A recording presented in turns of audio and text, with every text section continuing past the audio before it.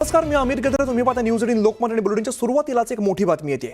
मुंबईतल्या पाणी प्रश्नावरून ठाकरेंच्या शिवसेनेचे कार्यकर्ते हे आता आक्रमक झालेले आहेत. स्थानिक आमदार महेश सावंतांच्या नेतृत्वात हंडा मोर्चा काढला जातोय. शिवसेना उभाटा कार्यकर्त्यांचा वॉर्ड ऑफिस बाहेर हंडा मोर्चा आलेला आहे. शिवसेना उभाटाच्या कार्यकर्त्यांची पोलिसांकडून सध्या धरपकड सुरू आहे, तर उभाटाचं शिष्टमंडळ निवेदन देण्यासाठी जी नॉर्थ कार्यालयामध्ये दाखल झालेलं आहे. कायमस्वरूपी उपाय पालिका आणि सरकारने करावा अशी मागणी या आंदोलकांकडून केली जाते.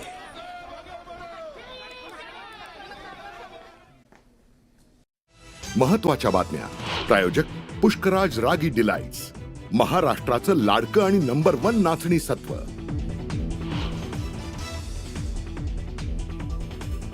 अयोध्येतील राम मंदिर बॉम्बने उडवून देण्याची धमकी. अयोध्या पोलिसात गुन्हा दाखल. तामिळनाडूमधून धमकीचा ईमेल आल्याची माहिती. भूसंपादनाचा मोबदला देण्यासंदर्भातल्या नियमामध्ये बदल. शेतकऱ्यांना 9%नेच व्याजदराचा मोबदला मिळणार. मंत्रिमंडळ बैठकीतील निर्णयाचा शेतकऱ्यांना बसणार फटका.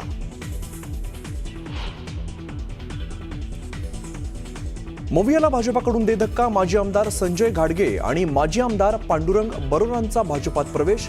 प्रसाद हिरेंनी काँग्रेसची साथ सोडली. उद्धव ठाकरेंच्या भेटीनंतर चंद्रकांत खैरेंची नाराजी दूर. ठाकरेंनी समजूत काढल्यानंतर वाद मिटला. दानवेंनी बैठकीला न बोलवल्याने खैरे होते नाराज. धनंजय मुंडेंनाच वाल्मिक कराड नकोसे होते. त्यांनीच वाल्मिक कराडच्या एन्काउंटरची ऑफर दिली होती. निलंबित पोलीस निरीक्षक रणजित कासलेंच्या नव्या दाव्याने एकच खळबळ.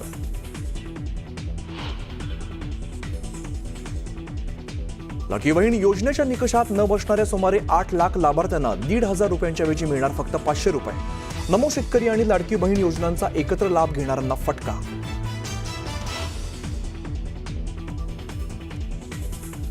धाराशिव ड्रग्ज रॅकेट प्रकरणी कोर्टात दोषारोपपत्र दाखल. 10,000 पानांच्या दोषारोपपत्रात अनेक गंभीर मुद्द्यांचा उल्लेख.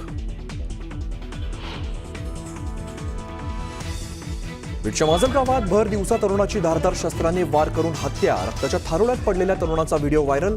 आर्थिक देवाणघेवाणीतून हत्या झाल्याची माहिती.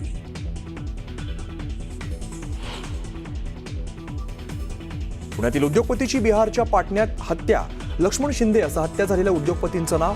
स्वस्तात मशिनरी घेण्यासाठी बिहारला गेल्याची माहिती. मोबाईल लपवल्याच्या वादातून मित्राकडून मित्राची हत्या. नागपूरच्या पारडी परिसरातील धक्कादायक घटना.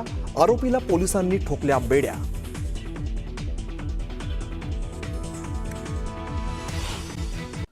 अभिनेता सैफ अली खान हल्ला प्रकरणी आता मोठी अपडेट समोर आलेली आहे. आरोपी शरीफुल मोहम्मदचे फिंगरप्रिंट्स जुळले नसल्याचं समोर आलंय.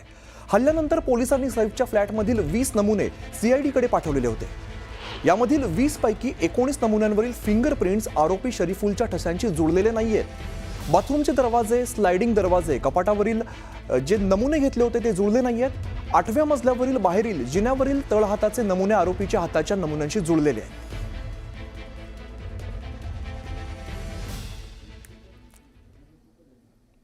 पुढे जाऊया. नागपूरमधील शिक्षक भरती घोटाळ्याची व्याप्ती आता वाढत चाललेली आहे. उपसंचालक कार्यालयानंतर आता या प्रकरणाचे धागेदोरे जिल्हा परिषदेच्या शिक्षण विभागामध्ये असण्याची शक्यता आहे. बनावट कागदपत्रांच्या आधाराने अपात्र शिक्षकाला नियुक्ती दिल्याची तक्रार करण्यात आली होती आणि शिक्षक, संस्थाचालक, उपसंचालक आणि कार्यालयातील एका कर्मचाऱ्याच्या संगनमतानंतर भ्रष्टाचार करून नियुक्ती देण्यात आल्याची तक्रार करण्यात आलेली आहे.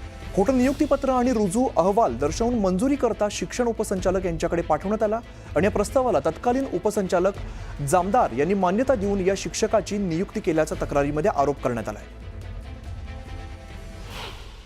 सदर पोलीस स्टेशनला जो गुन्हा दाखल झालेला आहे त्याच्यामध्ये काही बोगस डॉक्युमेंट मिळून तो त्या ठिकाणी शिक्षक नसताना सुद्धा शिक्षक आहे असं दाखवलं गेलं.